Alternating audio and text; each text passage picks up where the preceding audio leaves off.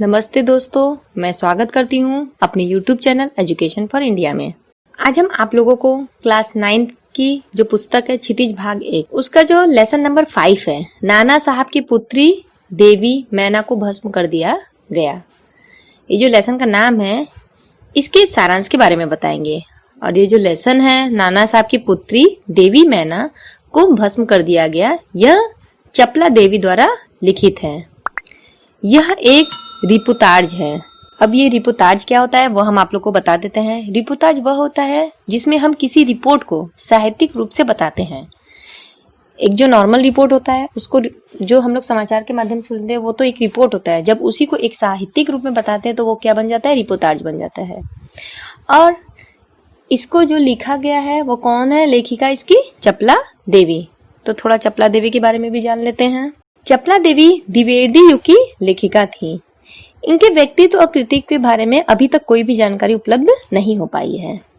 जब स्वतंत्रता आंदोलन चल रहा था उसके दौरान बहुत सारे पुरुष और लेखकों के साथ साथ बहुत सारी महिलाओं ने भी अपने अपने लेखन से क्या किया, आजादी आंदोलन को गति दी थी। उनमें से एक ये लेखिका थी जिनका नाम था क्या, चपला देवी। कई बार अनेक रचनाकार इतिहास में दर्ज होने से रह जाते हैं, उनका नाम इतिहास में दर्ज नहीं होता है। उनमें से एक चपला देवी का भी नाम है। अब हम जो यह रिपोर्टाज आपको बताने जा रहे हैं जिसका नाम है नाना साहब की पुत्री देवी मैना को भस्म कर दिया गया है।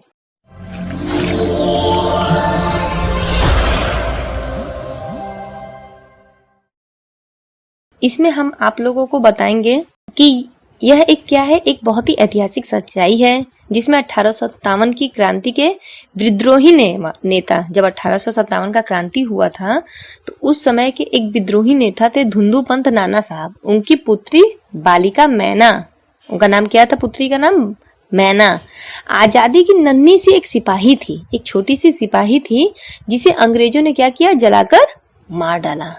बालिका मैना के बलिदान की कहानी को चपला देवी ने ये जो गद्य है इसमें रचना के द्वारा प्रस्तुत किया है।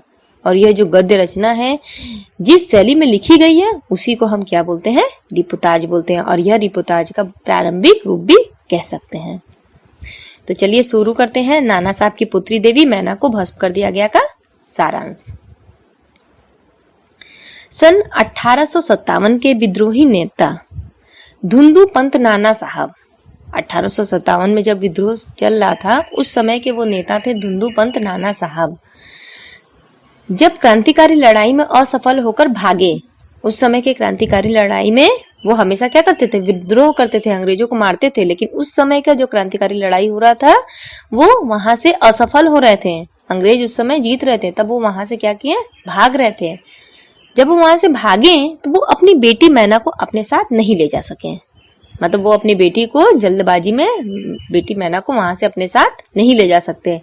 और मैना कानपुर के पास बिठूर में ही पिता के महल में रहती थी। मैना कहाँ रहती थी, कानपुर के पास बिठूर में पिता के महल में रहती थी। मतलब धुंधुपंत नाना साहब का महल कहाँ था, वो बिठूर में था।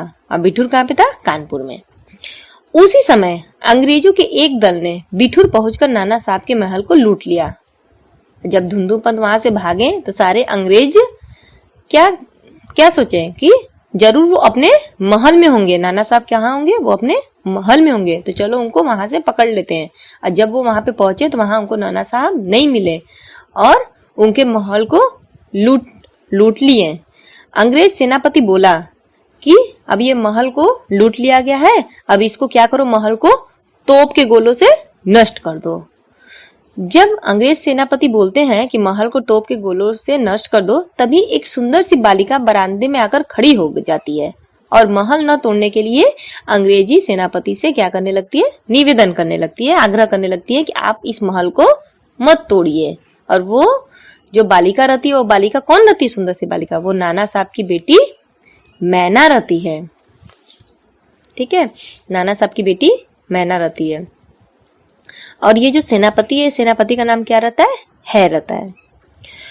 उस छोटी उम्र की लड़की के दुखी चेहरे को देखकर सेनापति को बहुत दया आ जाती है। सेनापति है को क्या आ जाती है, बहुत ही दया आ जाती है। जब वो बरामदे में खड़ी होके निवेदन करती है कि आप हमारे महल को मत तोड़िए, वो सेनापति को बोलती है तो सेनापति को उस लड़की पर, मैना पर, नाना साहब की जो लड़की रहती है उस पर बहुत दया आ जाती है। और उसने बालिका और वो जो हैरत है सेनापति हैं वो बालिका मैना से पूछते हैं कि महल को क्यों बचाना चाहती हो तुम।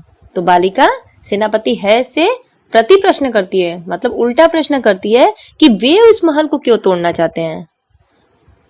जब सेनापति है बालिका से पूछते हैं कि तुम इस महल को क्यों बचाना चाहती हो, तो बालिका उल्टा ही सेनापति है से प्रश्न पूछ लेती है कि आप इस महल को क्यों तोड़ना चाहते हैं।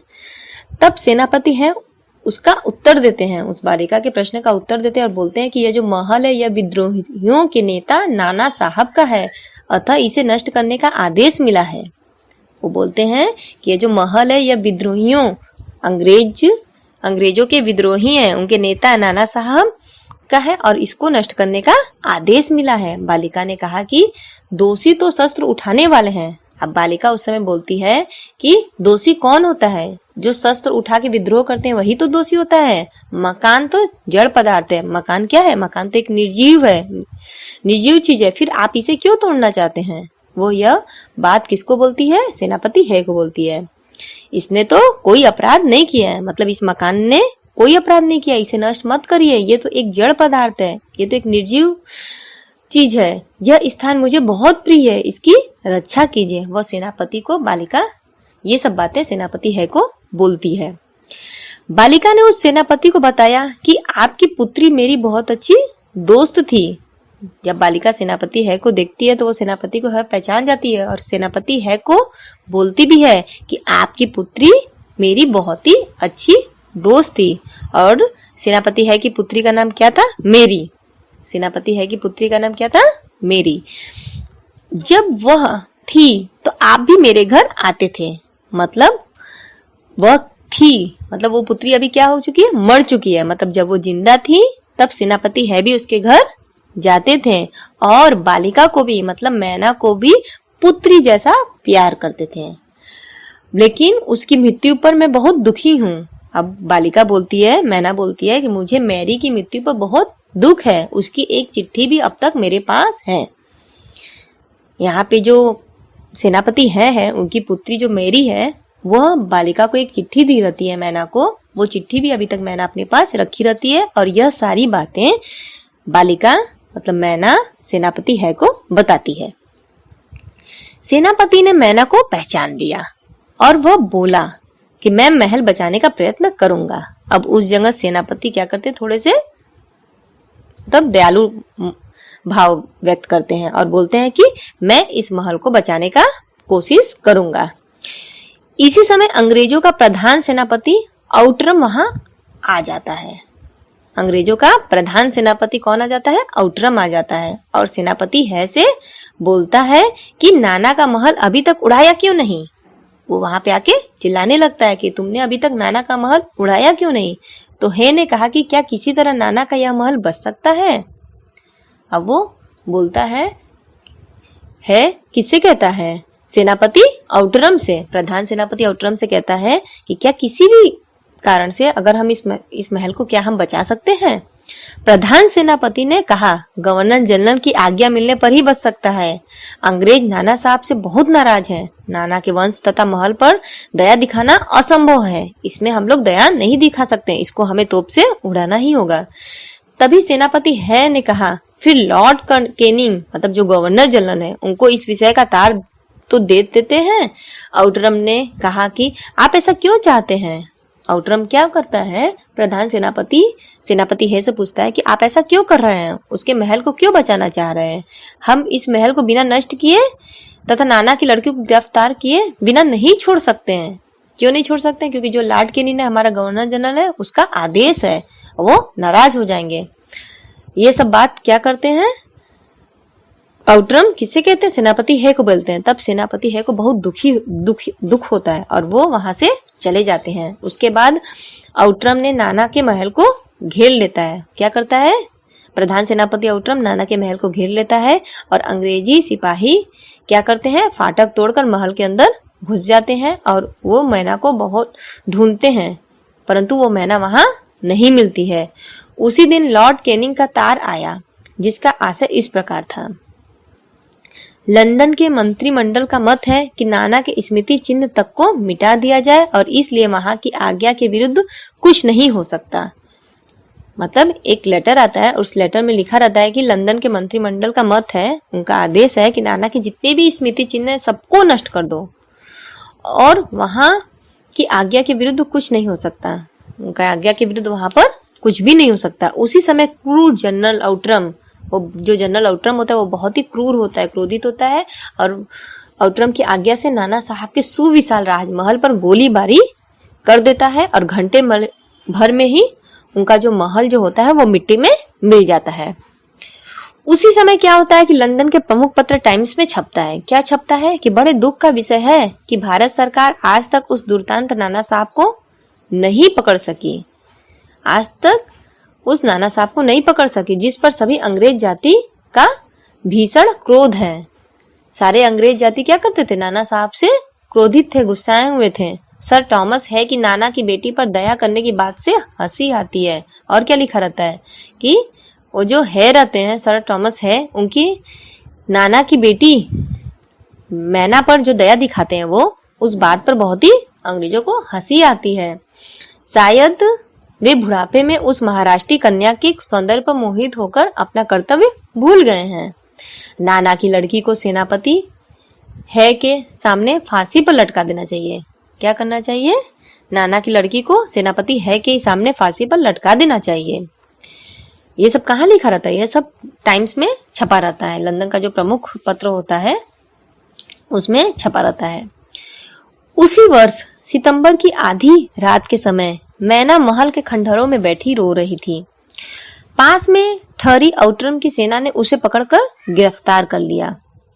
मैना ने आउट्रम से जी भरकर रोने की अनुमति मांगी, किंतु क्रूर आउट्रम को उस पर दया न आई। उसने मैना को गिरफ्तार कर लिया और कानपुर के किले में बंद कर दिया। फिर उसे धधकती आग में क्या किया, फेंक दिया और मैना क्या हो गई, जलकर भस्म हो गई। तो यह था पूरा सारांश। नाना साहब की पुत्री देवी मैना को भस्म कर दिया गया अध्याय का। जो ये किसके द्वारा लिखा गया है, चपला देवी के द्वारा लिखा गया है। और यह क्या है, एक रिपोर्टाज है। यदि आपको यह रिपोर्टाज या सारांश अच्छा लगा तो आप हमारे वीडियो को लाइक करिए, चैनल को भी सब्सक्राइब करिए, बेल आइकन पे भी क्लिक करिए ताकि आपको इसी तरह के आगे भी सारांश, क्वेश्चन आंसर, हर एक चीज आपको वीडियो के रूप में मिल सके। और यदि यह सब वीडियो के अलावा टेक्स्ट के रूप में भी चाहते हैं या PDF के रूप में भी चाहते हैं तो आप हमारे वेबसाइट www.educationforindia.com में भी जाकर इसे टेक्स्ट के रूप में भी प्राप्त कर सकते हैं। हमारा वीडियो देखने के लिए बहुत बहुत धन्यवाद।